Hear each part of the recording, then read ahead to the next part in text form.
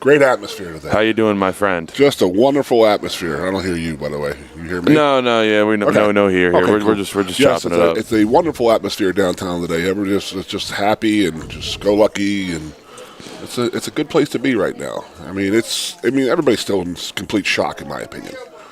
I don't think it's set in yet. But wait, yesterday happened? Yeah. Wait, 7 days after the UCLA thing happened? It doesn't feel all the way real. Yeah, I don't know, man. I don't know where we go from here, Gooner. It's okay, man. The sun will rise, brother. Never been a part of anything like this, man. I'll tell you what. Well, remember your Rose Bowl year when you guys had 2 losses in the middle of the year? Yeah. Okay. What happened?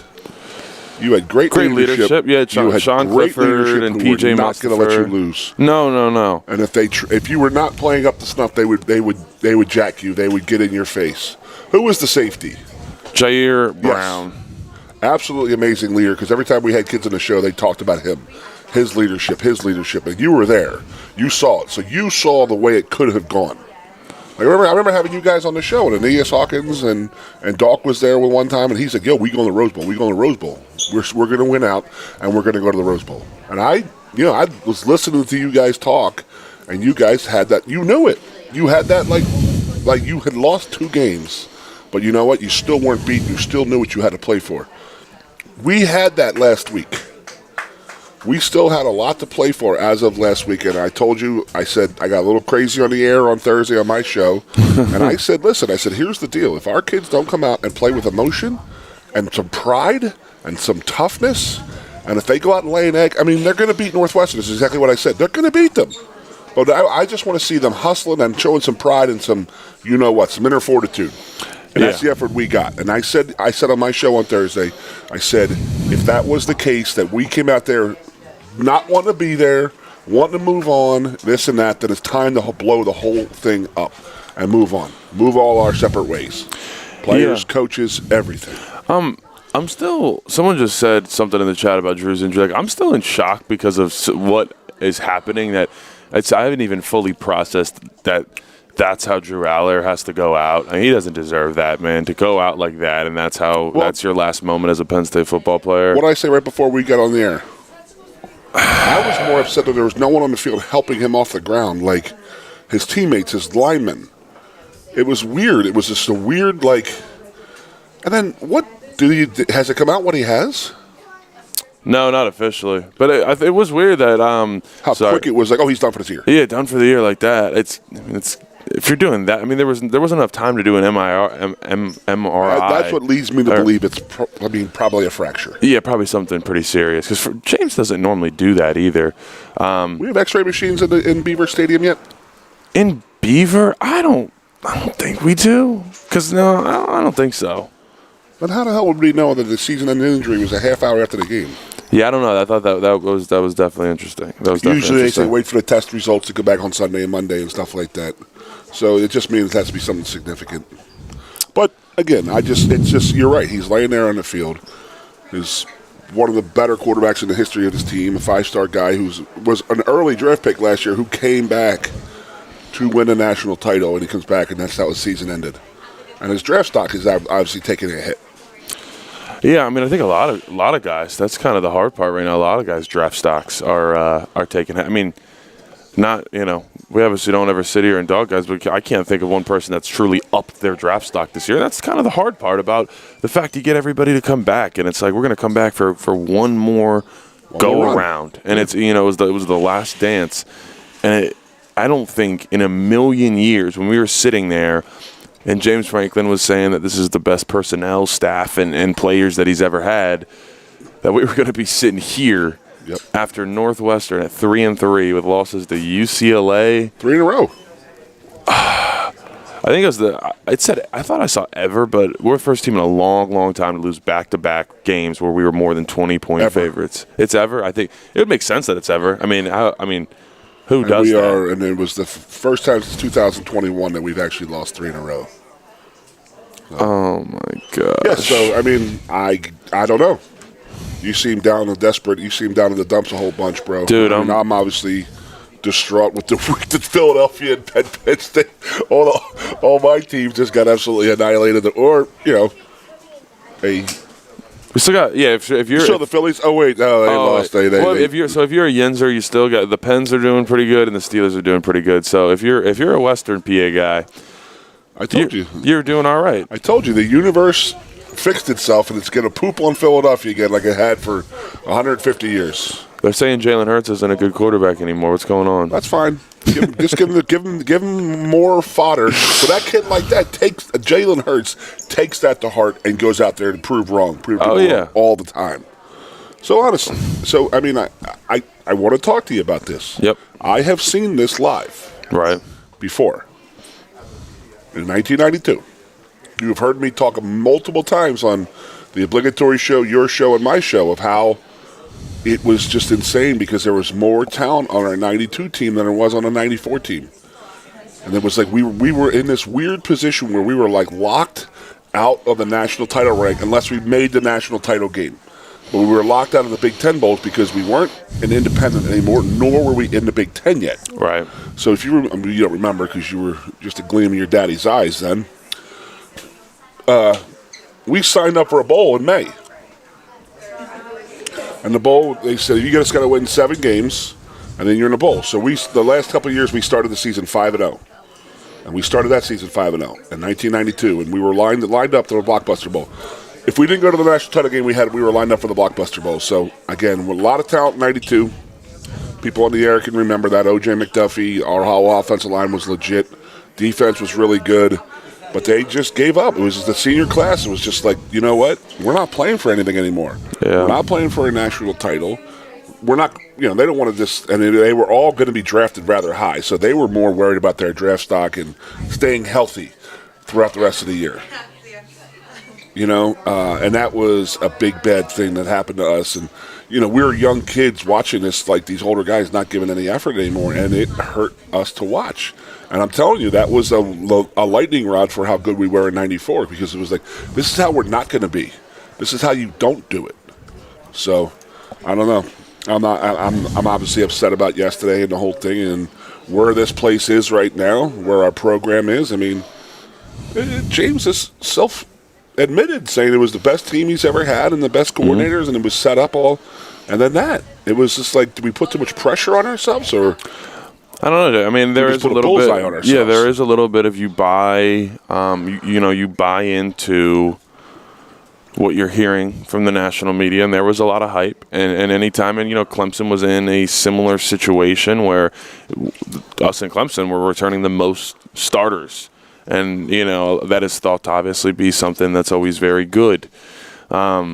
And it's just weird because like we talked about, it's supposed to be one more go around. You get the highest paid defensive coordinator in college football history. You get Koto Nicky coming into year 2. You get Drew Aller in year 3 of a starting quarterback, and a returning offensive line, offensive line that's two great running backs, and then we went out and got some pretty good wide receivers, and we haven't. It's right back to where we were before. Well, not probably even. Probably worse. Yeah, a lot worse. So, you're honest to God, you were not around the guys anymore as much as you used to be, obviously, but you were around younger. Will guys actually just say, okay, I'm just going to mail it in right now and just say, hey, I'm going to start training for the draft? Yes, I think it's not just, I'm just not going to try it on. There very well could be some of that, and that can happen. I think the number one thing you start to risk is guys going the route of like, oh, I only care about myself now. Sure. And it's like, oh, well, I'm only worried about my stock. Draft stock. Yeah. Why would I go out and play this game hard? I don't want to carry the ball 40 times. I mean. Now, here is something that's to think about as well. We're talking about the players that are playing right now. The younger guys, if you haven't played in 4 games this year, you still have your red shirt, obviously.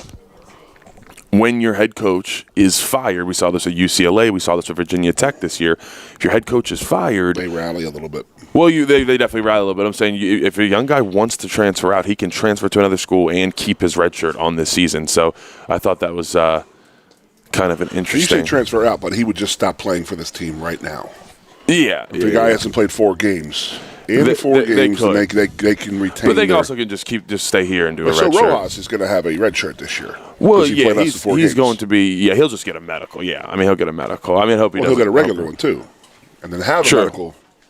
He's got some time. Yep. The way they used to do it was you had to use your regular red shirt even if it was a medical thing, and then you were granted a medical if you applied for it. Okay. Interesting. So, in Rojas' case, he's going to have to use a regular red shirt.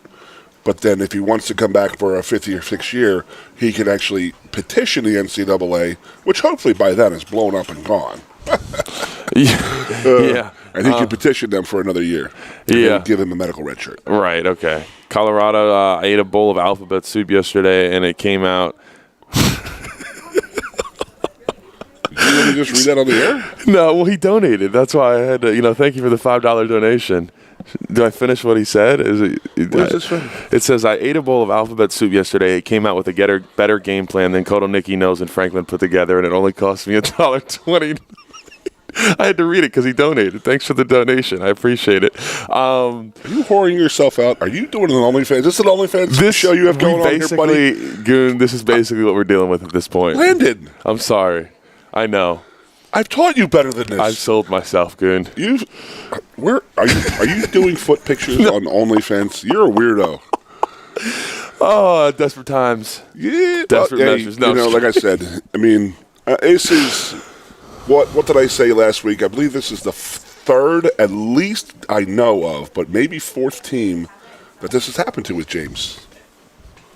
In 11 seasons, that's a lot. Yeah, and this being that guys are just like mailing it in. I mean, as much as you can obviously talk about 92, I can talk about 2021 Lions Scar. Yeah. Thank you for the donation. He said, will Tony Ross come back?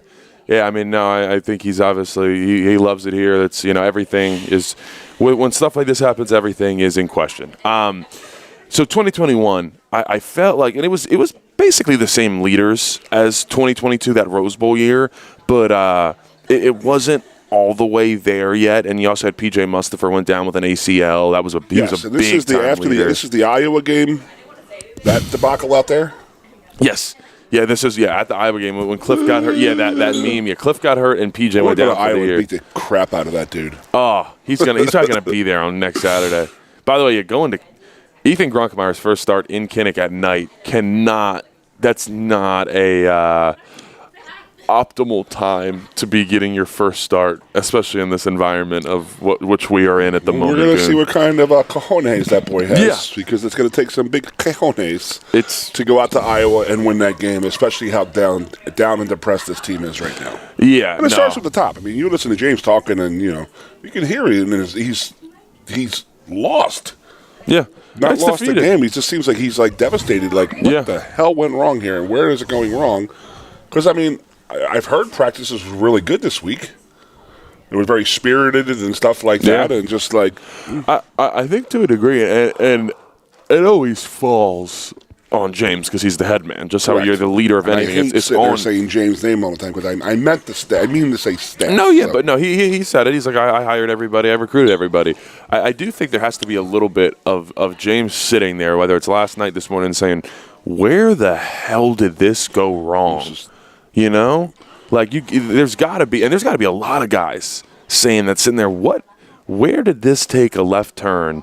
And it's just, now here we are. It almost feels like we're in a movie. It doesn't. Oh, no, yeah. It doesn't feel real that this is. I can't go movie lines with you. Yeah. It's so bad. Movies is probably the best thing if you want to go throwback. You got any movie lines? I'm still. The Wayne's World, Wayne's World, never heard of it. Oh my God. Never heard of it. This is why I hate you. I'm Goon. This is why you have to do an OnlyFans. Goon, this is why it's old school, new school, same school.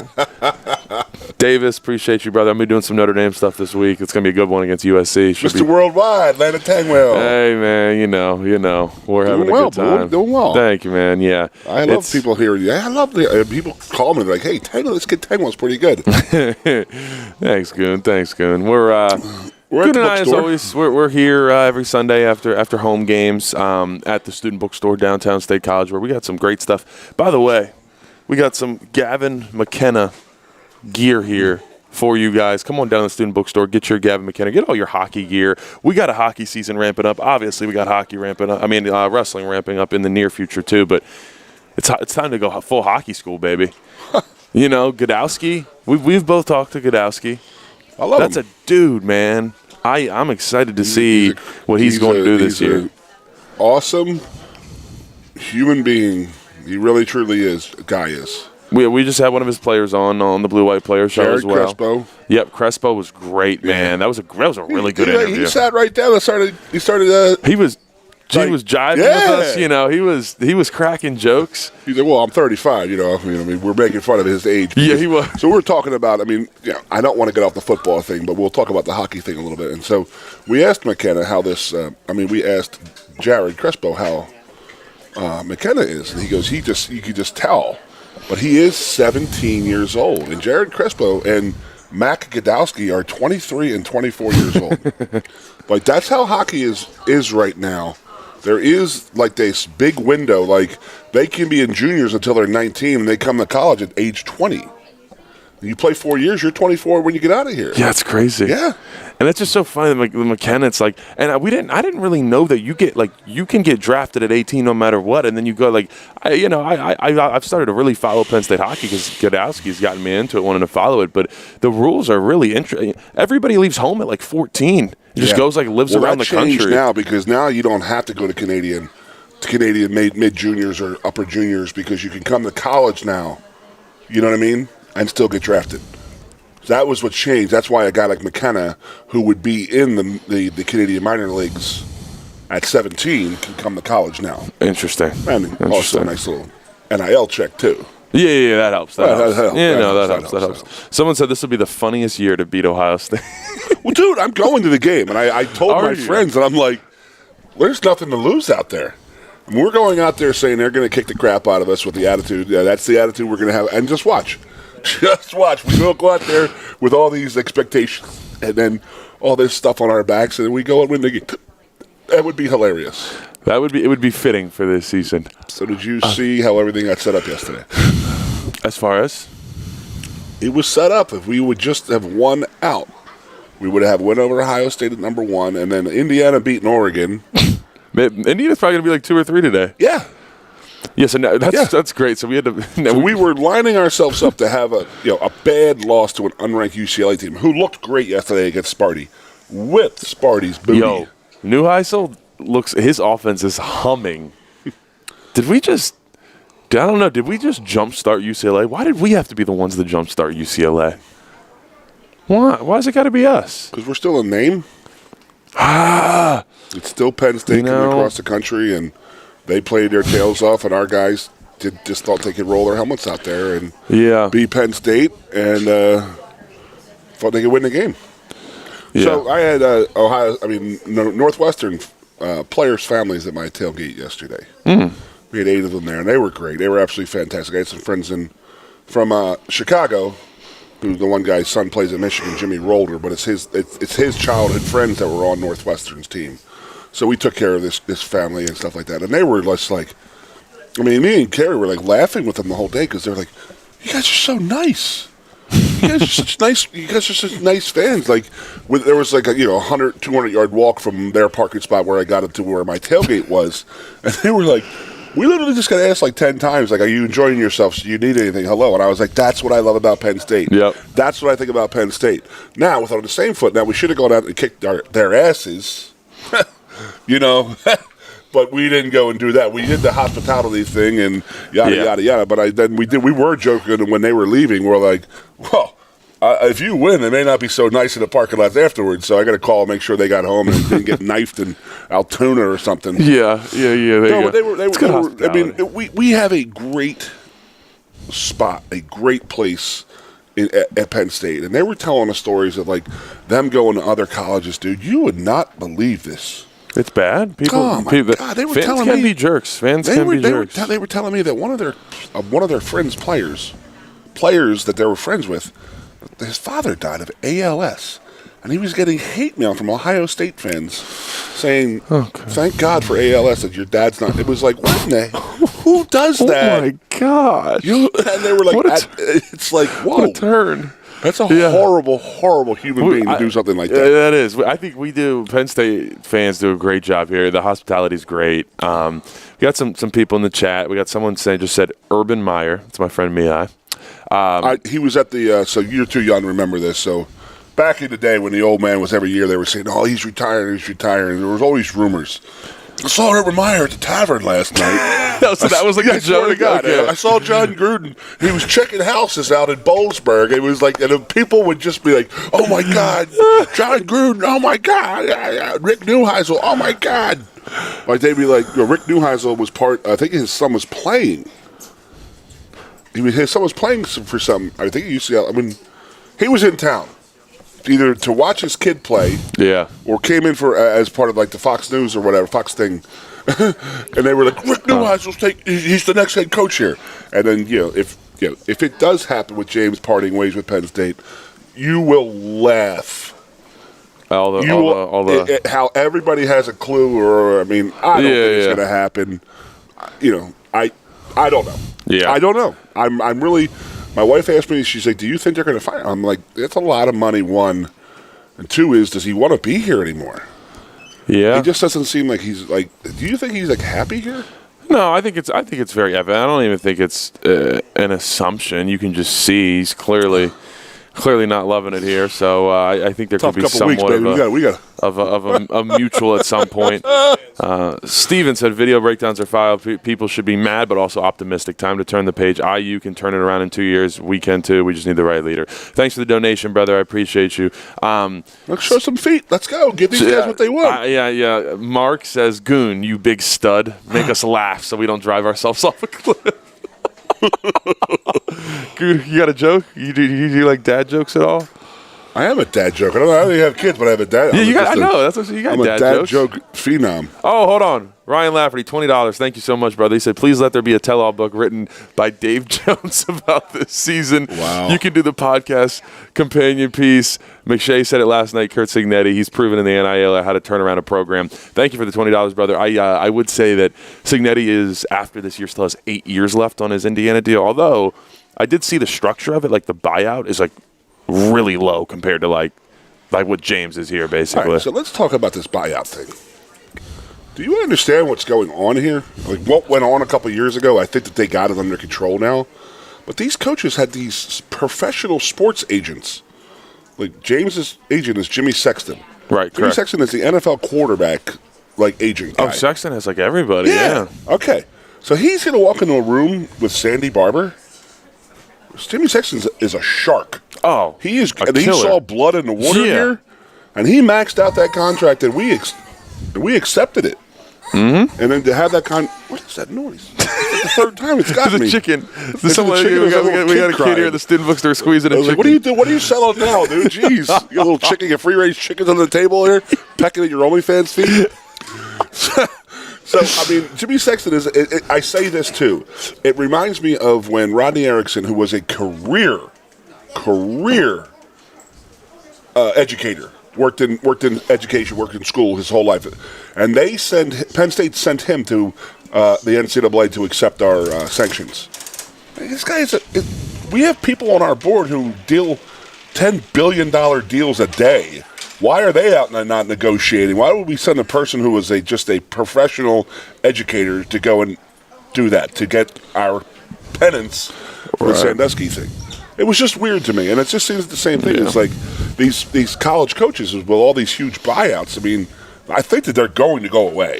Oh, they have to. I think that's. It was just like a 10-year window where everything was in flux, where all these coaches were getting these big buyouts, and Sexton's scared to live in daylights out of Sandy, obviously, to get that 10-year. And good for James. It was one of those things. It was like, hey, man, if you got to get it, you're going to get it. I remember at the time, James Tunley, he was like, look, I'm fighting to get extended here. It was like, that was 2021, after 2021.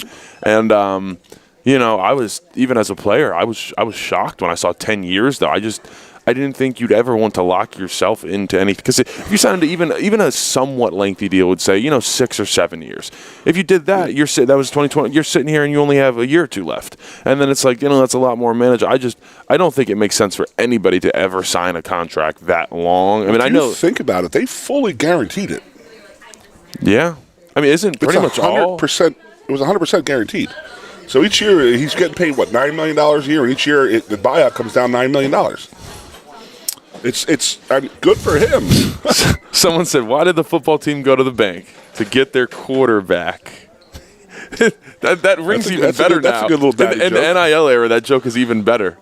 Well, that's the other thing. I mean, you run this team before with these guys. I mean, you got guys that sit there cashing checks and have checked out.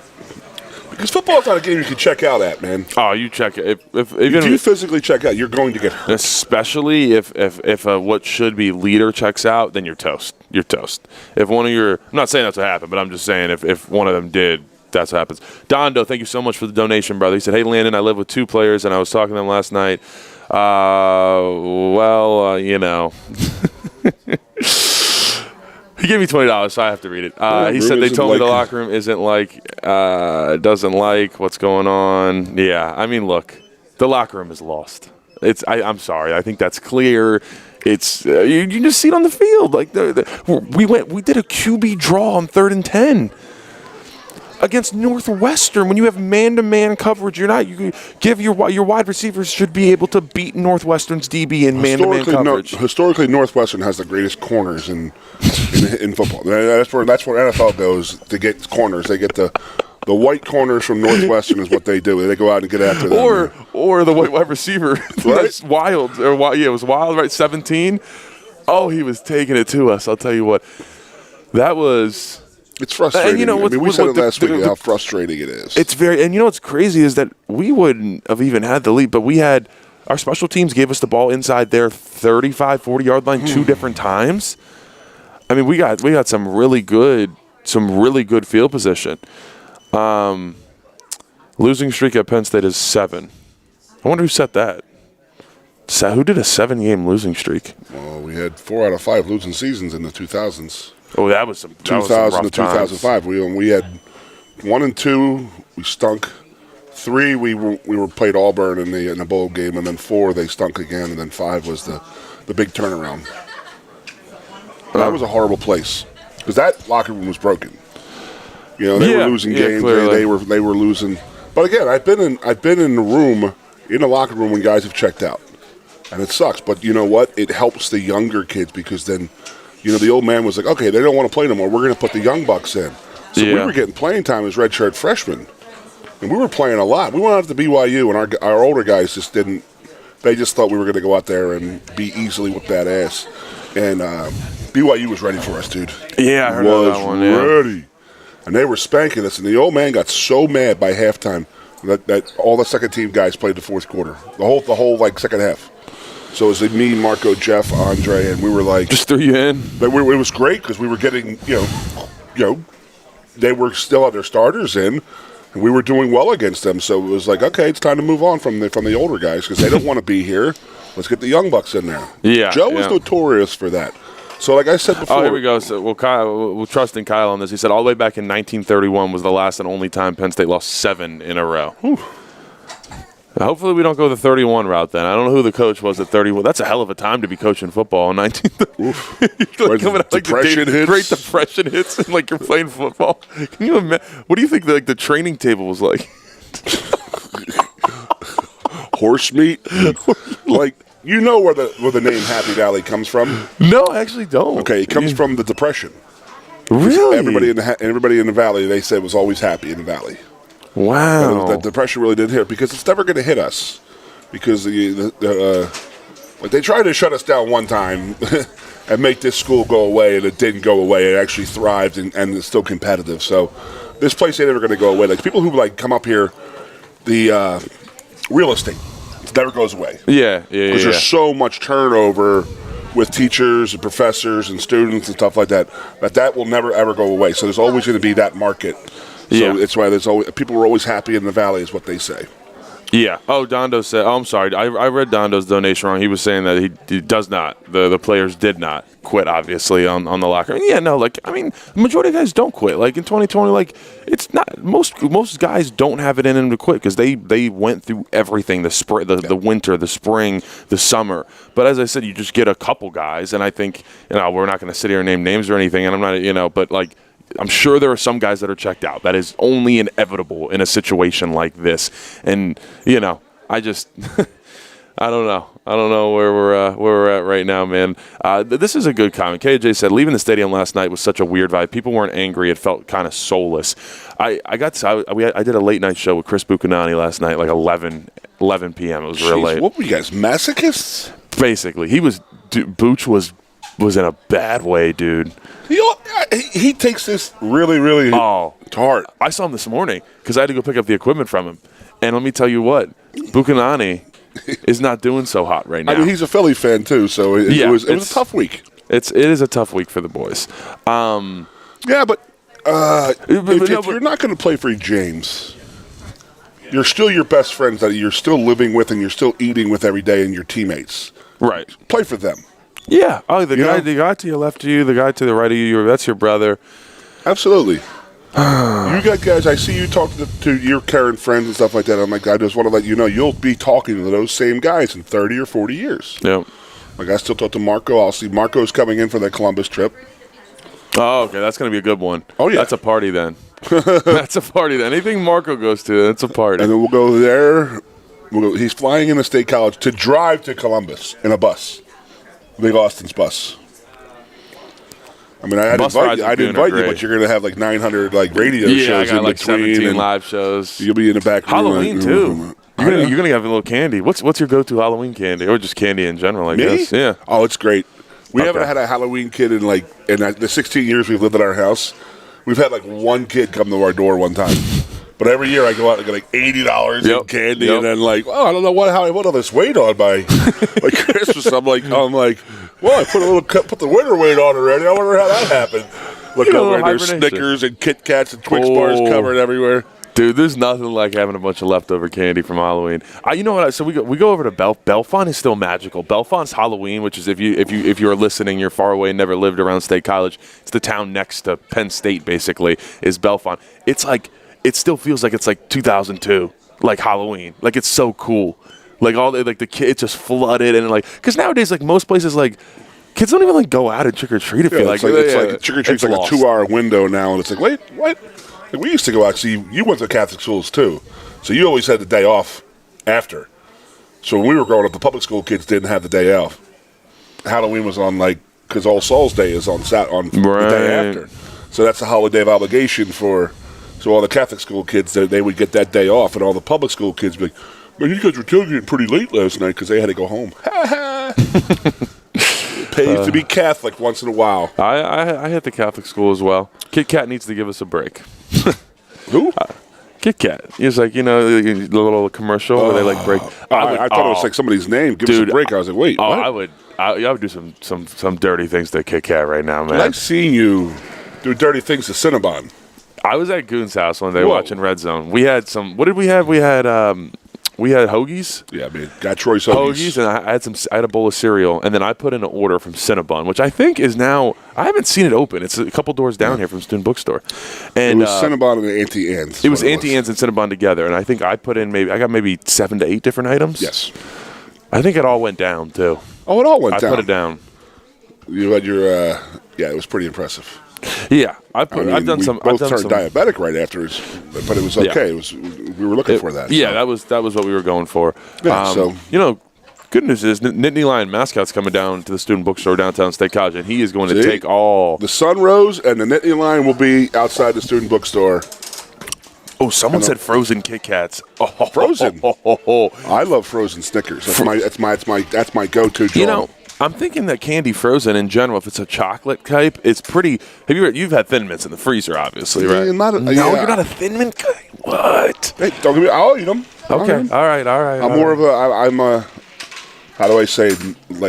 Any kind of nuts, almonds, peanuts. Okay.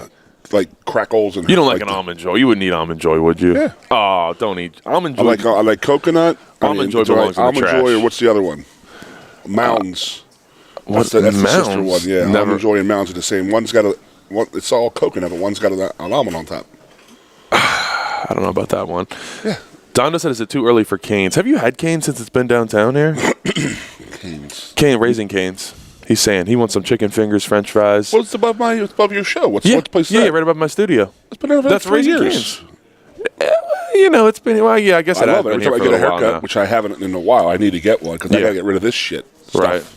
I haven't. I'm supposed to shave my beard after a loss, and I was like, you know what? It feels pretty good. I'm like, I don't want to expose my 14 chins. And then look what happens. Phillies lose. Eagles lose.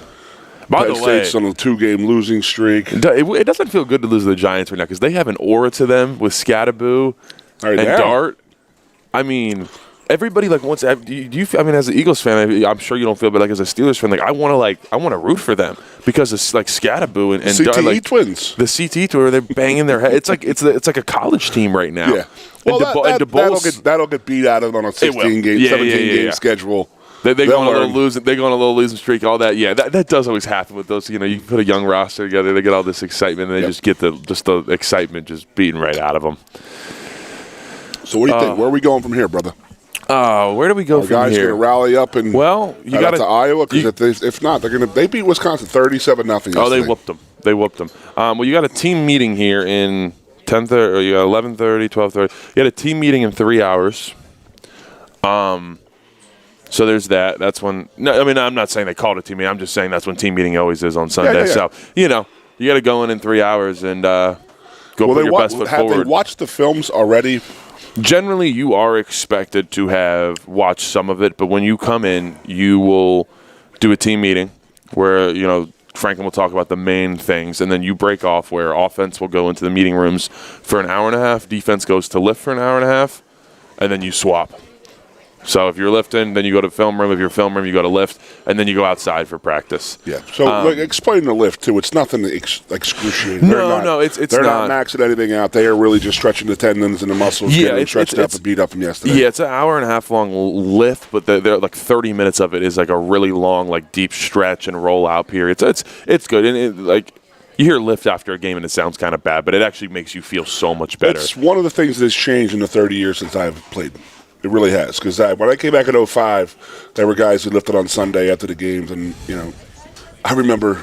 So we trained differently. We trained with high intensity, and that was we did a set of we didn't use any kind of free weights or anything like that. It was all machine with the plates on it and stuff like that, hammer strength stuff. You see it in there.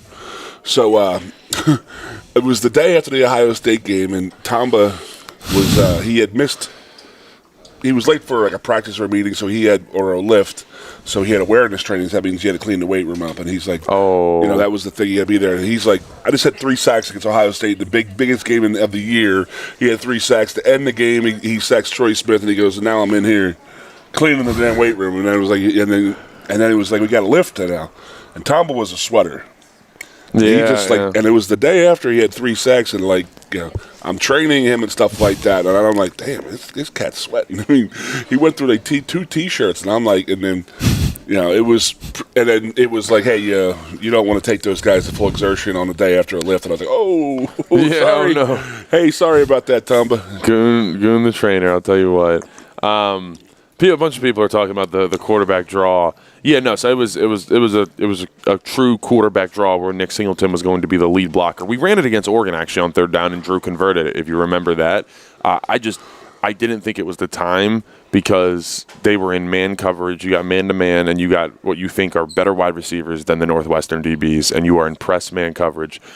Your guys should be able to win. Do something. Do a rub route. Do something. Not a quarterback draw on 3rd and 10. To me, that was essentially waving the white flag on offense. I mean, come on, guys. I mean, that sucks. Last play was a quarterback draw too. He got stuffed on 4th and 5, right? Yeah. Well, no, he just took off. I felt that was So there's something to talk about. Ethan Grunkmeyer has to go into Iowa in Kinnick at night. Not an ideal situation. I don't know as far as hostile environments. It's a fun environment. Well, it's loud and crazy, but it's fun. It's not disrespectful. No, they're really cool people. They're very cool people. I guess my experience in 2021 was probably a little bit different. I only went there once, and it was kind of crazy. I had the field rush and some people screaming names at us. I've always We had someone like tickling the back of our neck. I told you, like, they're so close. Like, I was so close to the field. They're fans. Helmet stolen. Yeah, they'll grab your helmet. You got to like shield the coaches while they're like talking. It's not a great situation, but it would have been better if he had gotten to play some games early on. I think that was the hard part. Was you play 3 really not good opponents early on. And Grunk got like 1 or 2 like truly meaningful drives through like those 3 games. I mean, I would have assumed he would have had 4, 5, almost full quarters of football from those first 3 games. So that was kind of the point to play Nevada and Villanova and Arch Manning were trying to win the Heisman in the first game. They were both trying to do way too much, and even the coaches were trying to make them do too much, like, you know what I mean? And it just didn't work.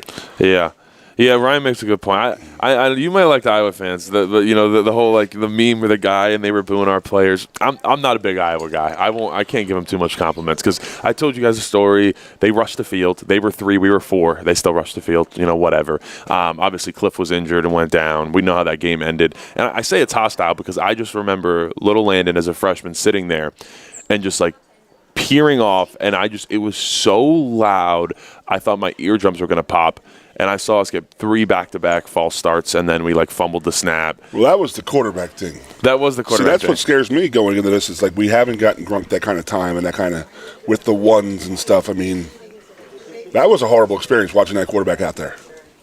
Or 2, not knowing the cadence and stuff like that. You know what's crazy is coming in that game, and this is, probably on your – not to pile on offensive coordinators right now. We didn't have a silent cadence. We didn't have any type of silent count. So now you see generally the left guard or right guard is looking back. He's waiting for the signal from the quarterback that he's ready, and then he's going to stick his hand out.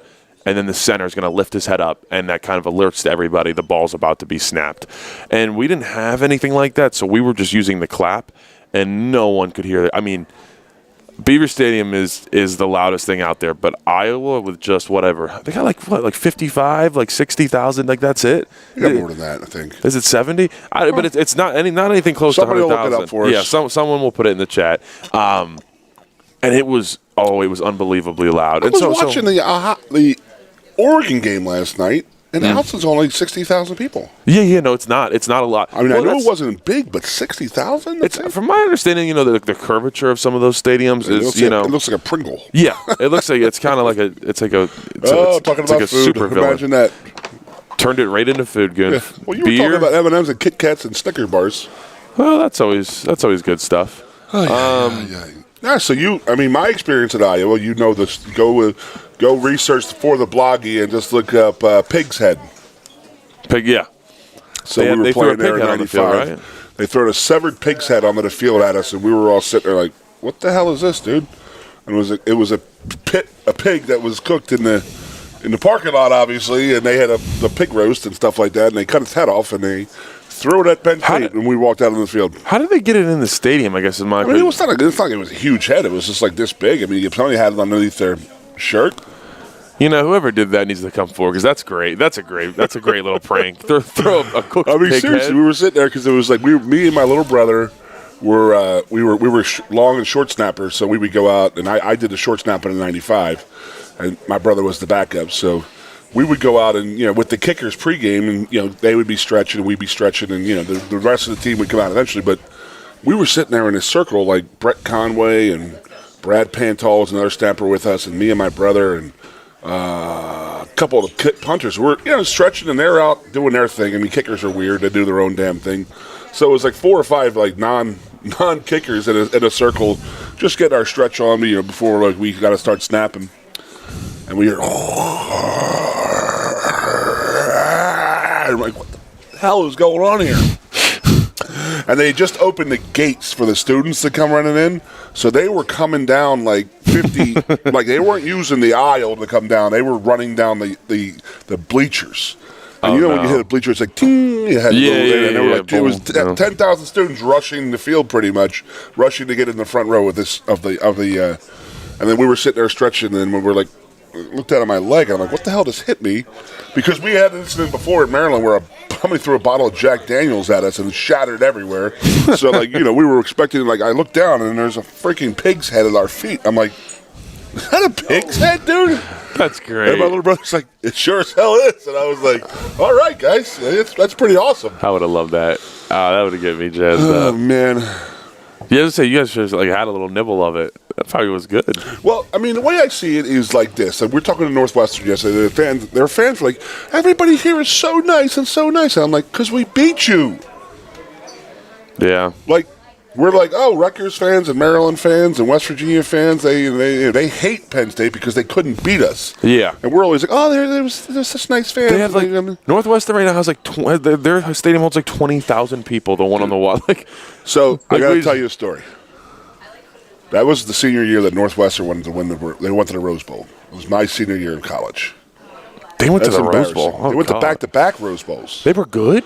Pat Fitzgerald. They were like number 5 in the country, dude. My God. So the people I was with yesterday, they sent Fitz a message from me because I have to tell. I was telling him the story. He's like, I got to record this, and I was like, for who? He goes, I'm going to send this to Coach Pat.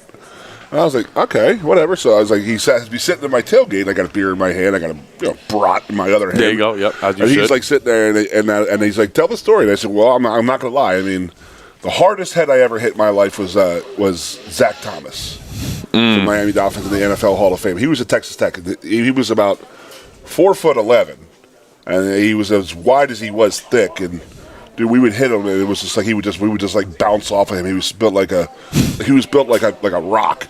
But Pat Fitzgerald was unbelievable as a player. He had like 18 tackles against us, but their defense was, okay, hold up all the offensive linemen. Don't let him touch Fitz. He'll make every tackle. And he did. And he absolutely did. So, like, we played him in 93, and it was embarrassing how bad they were. And then in 94, they were just as bad. And then 95, they say, they may have made it. They may have made a decision as a team to get better. So yeah, let's just say a couple needles here and there. That was the rumor. Yeah, so, you know how it goes. Okay, so they were just a one of those teams that was like they would not go away.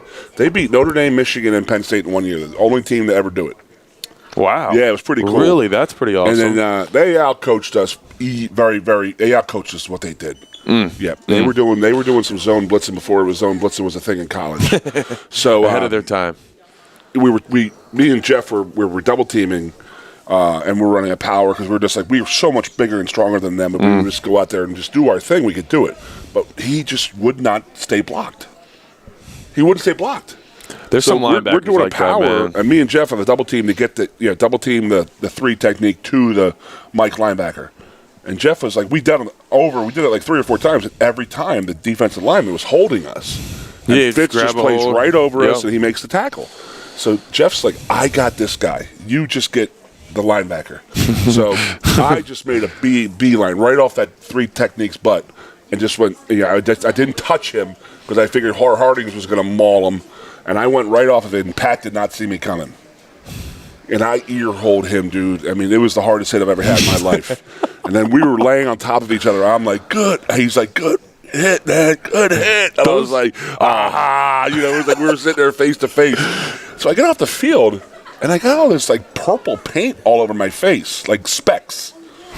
I'm looking at it, I'm like, what the hell? So when you had the grooves in your helmet, like divots? Yeah. And then you repaint the helmets every week. They get filled in with there's a paint pocket, they would be called. And when I hit him, I hit a paint, and it popped. This is like a little gash with some paint in it.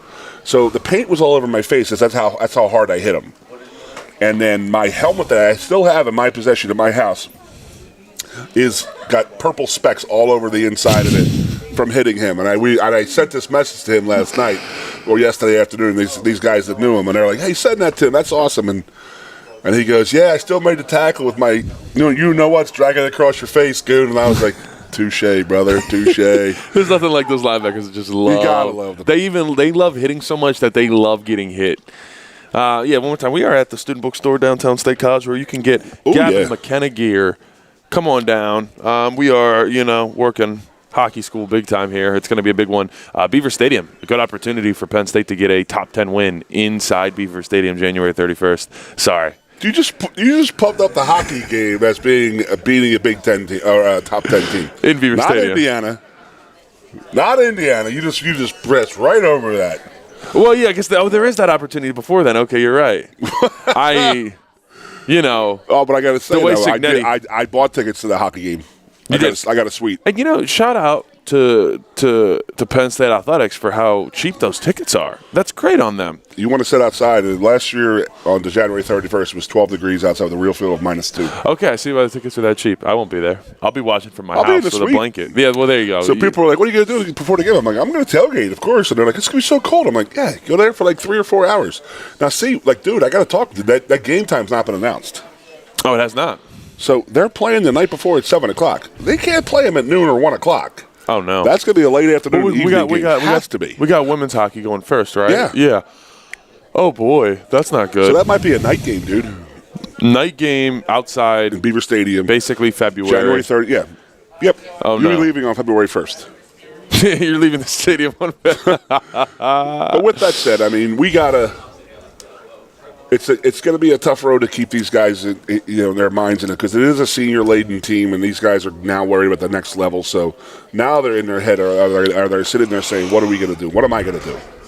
You know, I mean, do you think that guys, like literally, do you think that guys are going to say, I'm done, and they go out and start training for the NFL and just quit the team? I don't think you can fully do that. I think you can do that silently to a degree, but I don't think you can go out and just actually like a Micah Parsons COVID situation where obviously that was it was agreed upon, that was the correct thing for him. But I don't think you can just do that now, because then that looks really bad on you. You know, dude, what I'm telling you, saying? that was my worry. It's always been a worry of that happening. Of when it's like it goes back to the. Who started really doing it? It was the running back from LSU. Big dude. And then McCaffrey, he opted out of the bowl game, because it was like, why am I playing?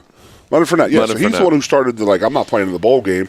I'm getting ready. But then in my head, I'm sitting there saying, with the playoff thing, it's like, why you lose 3 games, you're out of the college playoff for sure. You're not making the college playoff. So would some of these guys just opt out and say, I'm going to start training for the NFL? Do you think that could happen? I think it's possible. I don't know. How are the NIL deals set?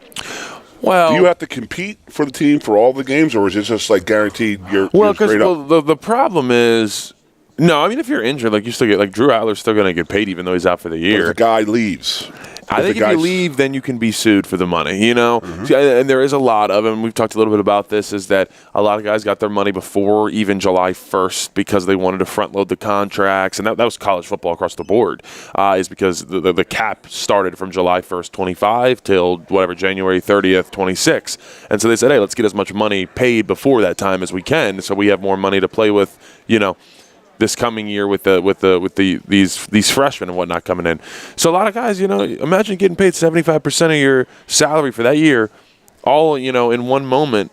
I don't know. It becomes a lot. I'm going to start with the old school moment right here and just say I'm going to shut my mouth. Yeah, you can talk about this new school. No. Listen, once again, I've said this. The most I made from NIL was less than what the average American makes in a year. I just want to be clear on that. I did not get the. It wasn't $44 a month. It was a little bit more than that. But let's just say it evaporated quickly with studio expenses. So it was gone. You had something. I had a little something. We got $44 a month. That is true. That is fair, Goon. You guys lived a different life than us. Yeah, and it was expected of. I mean, the parents. But we had Pell Grants too. So a lot of guys who didn't come from much, they got Pell Grants and stuff like that, which is now gone because that got abused. But I mean, I wouldn't qualify for a Pell Grant because my father owned his business. Me and Marco were always like, that sucked. Because some guys would be getting a couple $1,000s a month or a semester, and we'd be like, our dads and moms aren't giving us $1,000. My dad gave me $100 being in my freshman year, and he says, make it last. And I'm like, how long do you make $100 last? It's true, dude. That was it. Also, $100 back in 1992 is way different than $100 now, to be fair. Okay, say it's $300 then. How fast would $300 go? I'd even argue that's I'm curious. I want to look up after this how much $100 in 92, what's it worth now? Say $500 then. It probably isn't that much, but yeah. It's how long would that last you? Oh, not super long. I mean, that's a bar tab sometimes. It's $100 or $100 night drinking. Shoot, some of the cars these guys drive, man, there's a lot more than that going out on the car payment each I mean, week. and then when is the revenue sharing going in? When do they get those checks? That's kind of what this is. That's like there are guys getting revenue sharing checks as we speak. Okay, but how do they know what the revenue is? Well, no matter what, like Pat Kraft basically was given $20 million. Well, not given, but of the money they normally give, they said, hey, $20 million of that you got to give to one way or another, whether it's through scholarships or direct payment. You got to split that up. And Penn State football gets about $16.5 million. I get it, and it goes to the players. But what if we were to go to win a national title and our revenue was super huge? Would they kick in more for the players? Yeah. Okay. Oh, yeah. Well, so that's kind of the tough part right now of what you're dealing with is someone said $100 in 1992 is $234 in 2025. I feel like it's. I mean, I know that's what tailgate yesterday. I know that's what the numbers say, but stuff is so outrageously expensive. I don't like. You could go down.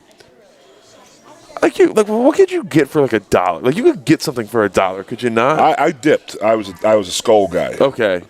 And I started dipping when I was 15, and it was $1.99. And now it's probably like $5 or $6 a tin. But even back in the 90s, they were $2 or $3, $4. That's where most of my money went, and the booze. So and the booze, because all our meals we had to go to the dining hall. I mean, we were like behoven. we had to go to the dining hall. Yeah, our breakfast and lunch was at Pollock, and our dinner was at our facility. That's the only places we could eat. Like you guys could eat anywhere downtown and type of stuff with the Lion Cash and on campus at the hub. We couldn't even get it in the hub to get. Everything we had to pay for outside of Pollock had to come out of our pocket. Yeah, that's crazy. You wanted the pizza. Brother sold pizza. It was a great deal. $5 for a large pie. Ooh. And it was like one of those, like, okay, there's 5 guys here. Let's get 5. Let's go. We'll take 5 of them. We each get it. No, I just remember even like this is like late 2000s, early 2010s. Like my nana would give me like $10 for like I'd go get like a sandwich and some fries and a drink, and she'd like want change back with her $10. Like, God, we lived in such a different time already. There was a guy named Sean Andrews who played for the Eagles, and his little brother played for the Giants. And then he had to come into the Eagles, but he talked about growing up, and he's like, you want to try and eat healthy, but it's like healthy is like $15 a turkey sandwich, or you go to Arby's or McDonald's and get something for $7. What are you gonna do? Yeah, you don't have the money. You gotta eat, and that's why a lot of guys eat like crap back in the day because we didn't know. I'm feeling some Raising Cane's now and some chicken fingers. I'm kind of hungry. I'm getting really hungry. Rich boy? No. There's no money. Well, shout out to the chat. They threw some money, so the YouTube takes a while. Get your feet up there. Let's start selling a little bit more. No more of that. fans, Goon. baby. We have 2 women's soccer players coming to the Blue White Player Show tomorrow night. Yes, sir. Here we go. So that's going to be good. We got some good stuff coming. I am headed to go film my post-game show, and then I'm headed to film Obligatory with the boys. So that should be... Snow's coming up? Yes, I've done probably 10 Obligatory shows for the Bloggy. And Noel, and I almost said Noel. Noble has done he's been there from the beginning. We've never been on the same episode, so people are starting to say we're the same person. Like we were never in there at the same time.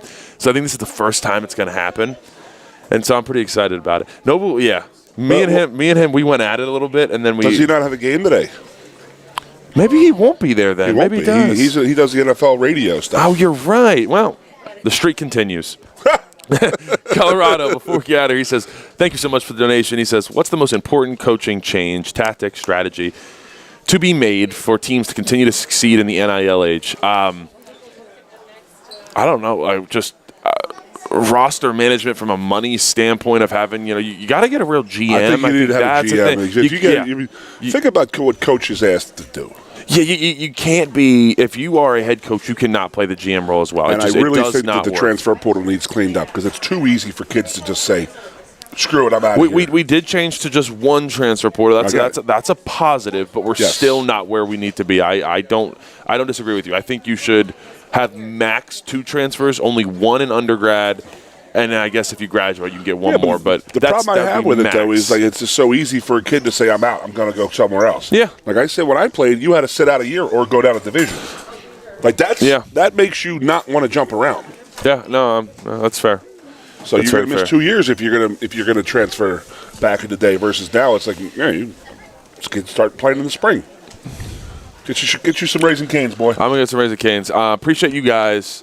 Thank tuning you into for this coming one. on, man. It's a Thank tough you day, so much. tough time. And it's a tough one. We appreciate you allowing us to cheer you up a little bit. Once again, we're here at the Student Bookstore downtown State College, where's he at? He's coming out. The Nittany Lion mascot is making his way up. He's coming out. You can also come. You can get Gavin McKenna merch, hockey merch. Come on down. Get all your Penn State merch needs here. It is the place to be. One more time, my favorite thing is they have all signs from every single bar, even bars that are no longer, extinct here in State College here at the Student Bookstore. So come on down, support here. They are great. And also, one more Gavin thing. McKenna. We got the Gavin McKenna, but we have Landon Tangwall Show merch here. What? No paywall, What? just Tangwall.